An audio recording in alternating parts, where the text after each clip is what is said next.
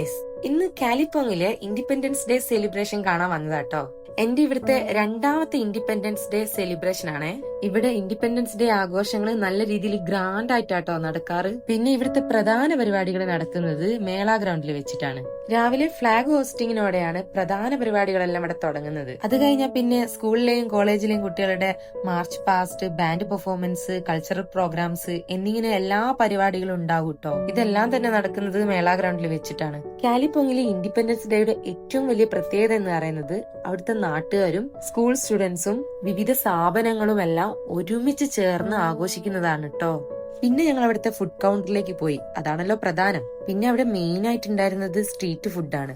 ആ ഭാഗത്ത് ഒരുവിധം നല്ല തിരക്കുണ്ടായിരുന്നു. അവിടെ ഉണ്ടായിരുന്ന കുറച്ച് സ്ട്രീറ്റ് ഫുഡെല്ലാം ഞങ്ങൾ ടേസ്റ്റ് ചെയ്ത്. പിന്നെ അതെല്ലാം കഴിഞ്ഞ് ഞങ്ങൾ ക്വാർട്ടേഴ്സിലേക്ക് തിരിച്ചിട്ടോ. അപ്പൊ ഇന്നത്തെ വീഡിയോ ഇത്രയൊക്കെ ഉള്ളൂ. അപ്പൊ ഓക്കെ, ബൈ.